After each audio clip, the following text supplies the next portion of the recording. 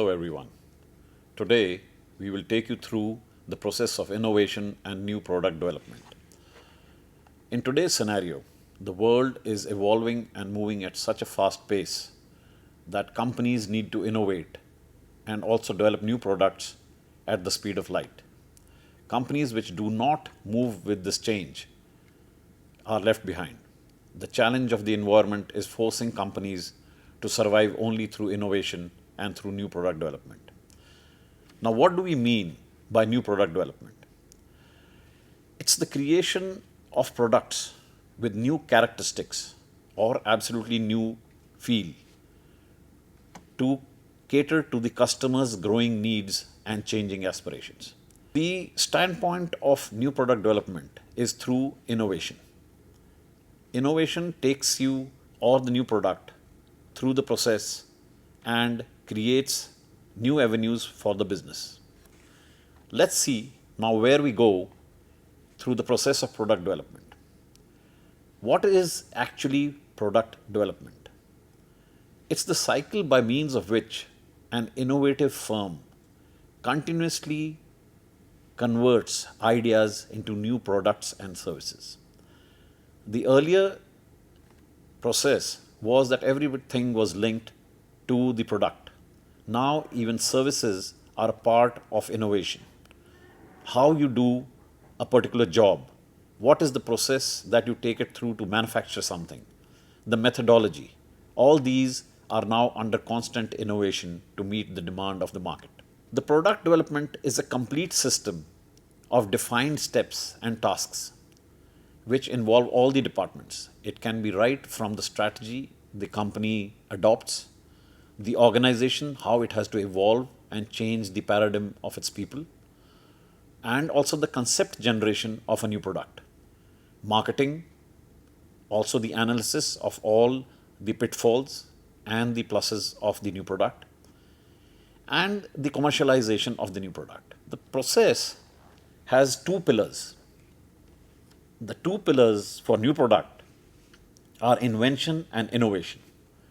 Now, invention is the generation of a new idea.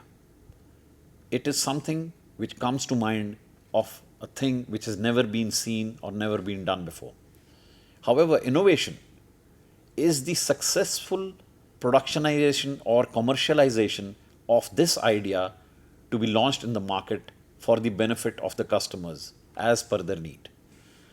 So, as these two pillars tell you, invention and innovation are the main points where a new product development starts. We know the kind of inventions that have taken place over the millennium. You'll also not be surprised to know that the maximum number of innovations have taken place in the last 5 decades. And we cannot talk about the number of innovations, which have been huge by numbers, of how these inventions have been innovated to be commercialized into new concepts for the customer. The point which the inventions and innovations make, and as said earlier, is an established company which refuses to innovate and change according to times is doomed for extinction and oblivion. This is what Peter Drucker, one of the management gurus, said. Inventions have to move and companies have to innovate these inventions for the customer. There are certain great ideas that have come over the times, which are just being given for example, and most of you must have heard of. The light bulb. Edison came up, and the way this whole concept has evolved and have been innovated by companies has opened new avenues for customers. The light bulb has changed into CFLs, the CFLs into LEDs, into car lights, and the way it has evolved also into human use in terms of visual aids is exceptional. The second example, which we all know, is about the stone wheel, which was invented in the Stone Age. The evolution and innovation which has taken place over it has landed the stone wheel now into high-end cars as run-flat tires, which the car can run on for at least 100 and 150 kilometers without giving away. The final example that I would like to share with you is of the communication, of the telephone. Graham Bell, he comes to mind to everyone.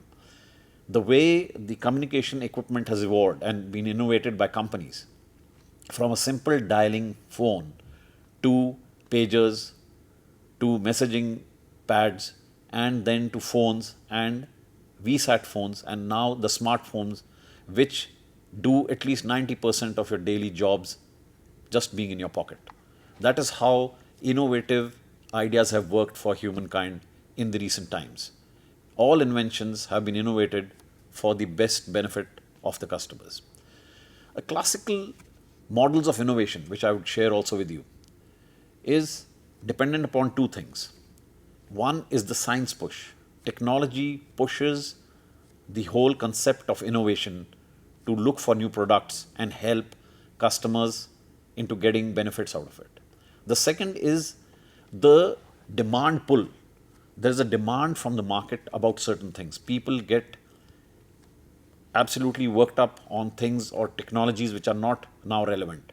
The demand of the market pulls you into creating new products and also innovating to meet the ever-changing environment of the industry. So, what do we say is innovation? Today, it also involves the capacity to adapt quickly for adopting new innovative products. That also is innovation. Traditionally, the focus has been on new products or processes. But recently, new business models have come into focus. That is the way firms deliver values and also secure profits for itself.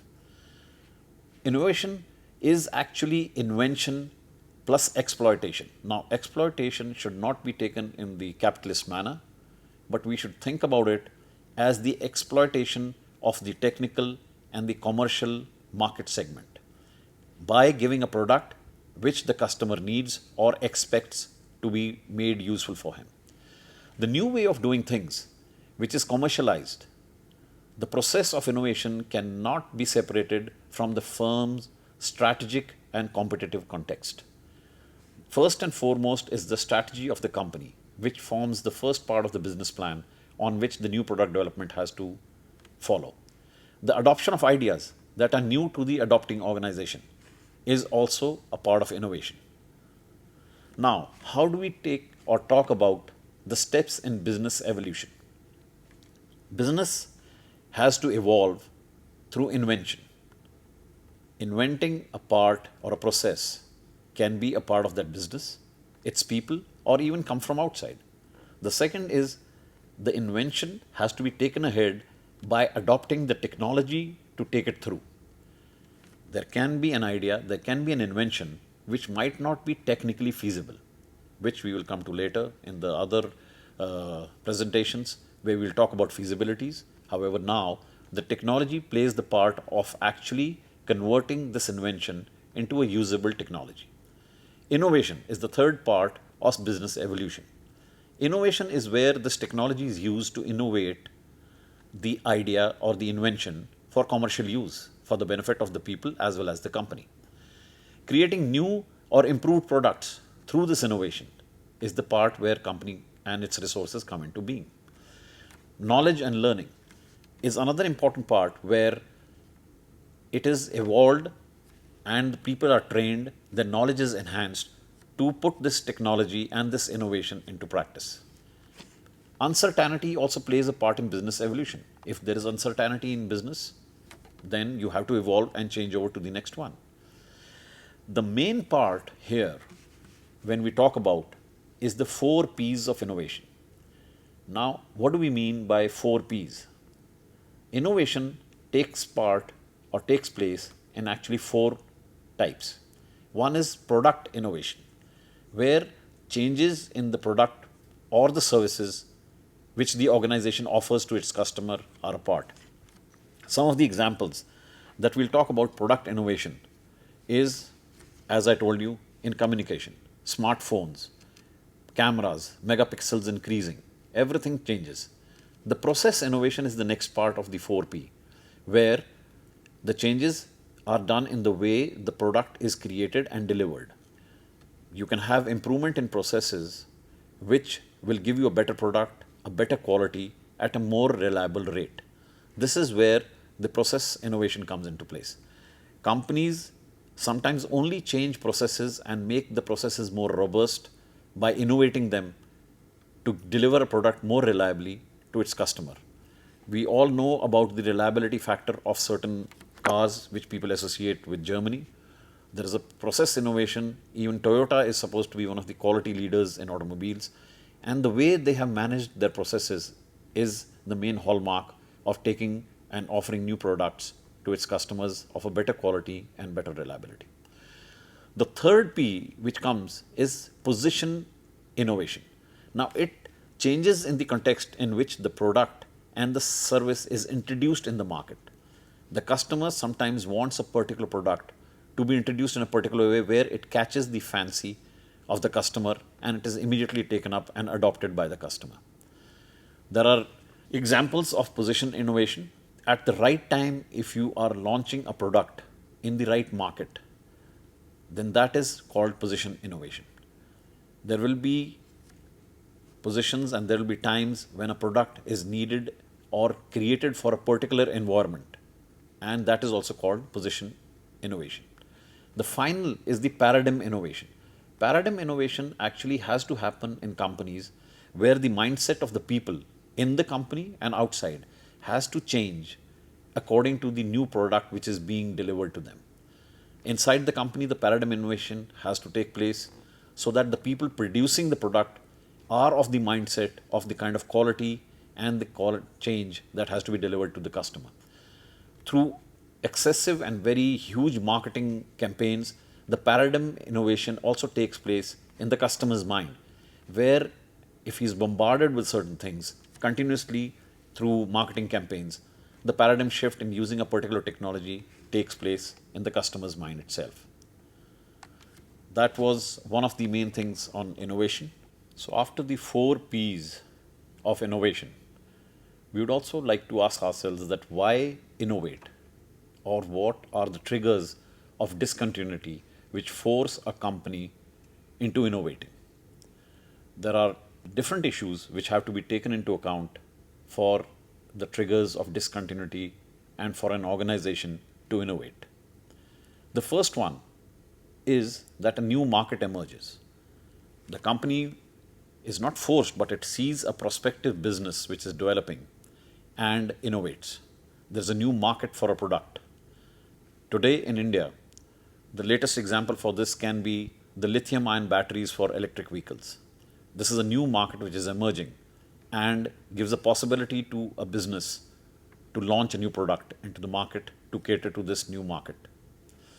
The second one, there is a new technology which emerges. Again, electric vehicles is the biggest example.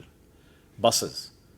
There is such a huge requirement coming up that there is a new technology which can be used in business, and the company can innovate into implementing this as the new customer requirement. There are also different technical issues which emerge. A company's technology might be getting redundant. A new technology which comes in might help it better to give a better quality product and to provide services at a better quality. This is where the companies have to innovate and do away with the old to bring in the new. There is also deregulation and regulations which come up from time to time. The government puts in new regulations. Let's say there is a Bharat 6 engine which has to meet the norms of pollution. Now it is a requirement of a regulatory authority which forces a company into innovating its own engines to meet that demand of control and pollution aspect which the new regulations have brought in. There might be a deregulation. Deregulation today is on diesel engines which are more than 10 years old. Now, that also is a trigger of discontinuity. Old engines have to be discarded and a new technology has to be brought in. New product has to be brought in which is more robust, more reliable. Government policies on many issues.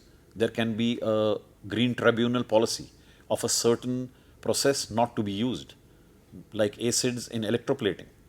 You might have to innovate into chemicals which are non-polluting and which do not spoil the environment. These are the types of triggers of discontinuity which come into being, where the organizations are not only forced but also have to look inwards to innovate and get a new process or a product into the market to meet these demands. There are unthinkable events which might act as a trigger of discontinuity. The unthinkable event is, a biggest example is the tsunamis in Japan. The Japanese government was forced to look inwards and shut down the nuclear reactors because they were the first to be affected. They could have had a nuclear fallout. And look at alternative technologies and aspects to have power which can be generated through alternative means instead of nuclear power plants. Germany is the first country which has shut down all nuclear power plants because there is a threat of an unthinkable happening which can have more devastating effects rather than looking inwards and innovating into a better technology. The business model is innovated. There can be a new business model. There is an innovation which is forcing a business to look at a new business model because the old business model starts failing. A marketing strategy which does not work any longer. A new marketing strategy has to be looked on. These are also examples of innovating. There are architectural innovations. New technologies and new products have to be looked at, looking at various architectural innovations which are taking place everywhere. Architectural requirements, air conditioning. You have to look at different types of air conditioning with the new scenario in mind, with the environment in mind, with the new global warming happening.